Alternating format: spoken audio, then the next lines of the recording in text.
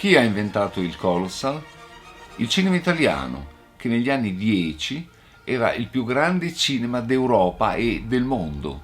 Ha saccheggiato il teatro, il romanzo dell'Ottocento, e poiché ha una storia millenaria, scende nel passato tra mito, storia e spettacolo.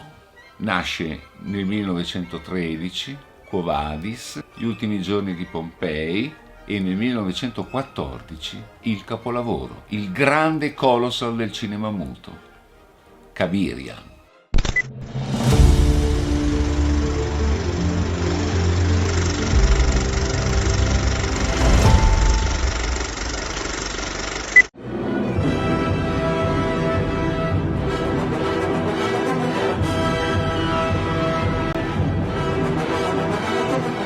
In Cabiria sono stati costruiti edifici enormi, ci sono gli elefanti, migliaia di comparse.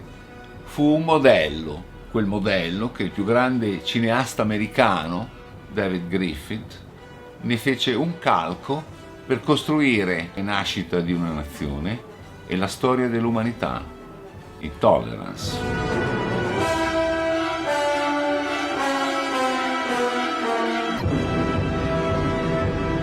Con Cabiria si chiude un capitolo, scoppia la Grande Guerra. Il Colossal a questo punto è finito, anche se nel 1918 si farà un Fabiola, ma passerà sostanzialmente inosservato. Ci sarà la Seconda Guerra Mondiale nel dopoguerra, 1948, proprio Fabiola verrà ripreso con il più grande regista italiano degli anni 30, Blasetti.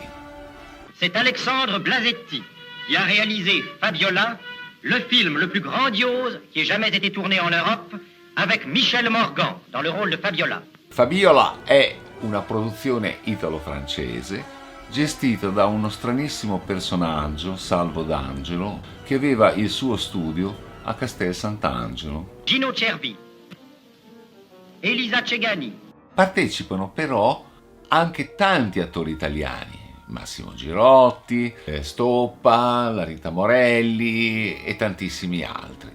Si spendono e si spandono denari in una Roma poverissima, Cinecittà, che era stata bombardata nel 1943 e nel 1947-48 è ancora un'area di sfollati. Si gira perciò a Tirrenia. È una manna per Roma. Se pensiamo anche alle migliaia di comparse, 500 lire per chi era tra le masse e 1000 lire per chi era in primo piano, insomma tutta Roma riesce a mangiare con questo film.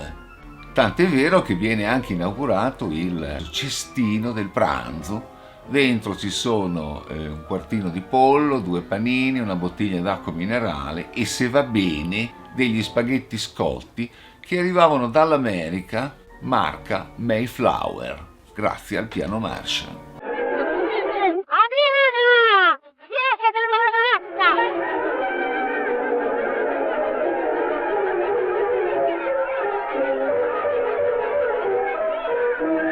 Tra le centinaia di comparse, anche personaggi che vedremo sugli schermi. Sofia Loren. Cercano i giovani a possessi lavoro facile e buon guadagno.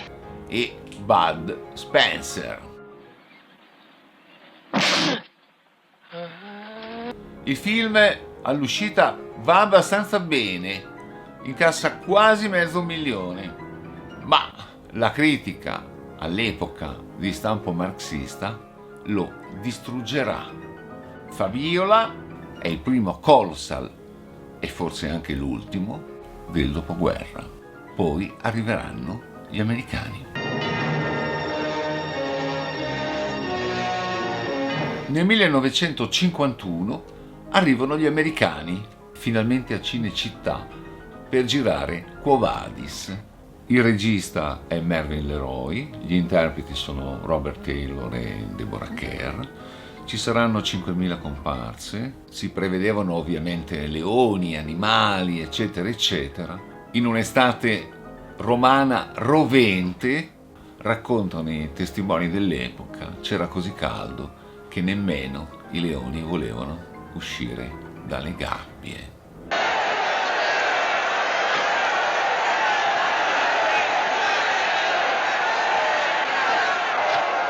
$7 milioni era il budget, arrivò a incassarne oltre 20. La strada era stata aperta, da lì a qualche anno arriveranno tanti americani, sarà la Hollywood sul Tevere. Ben-Hur, winner of the British Oscar, the New York Film Critics Award. E saranno ancora colossal, grandi colossal.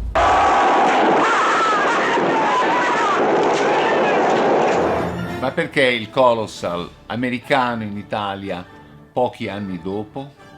Perché negli Stati Uniti c'è una grave minaccia.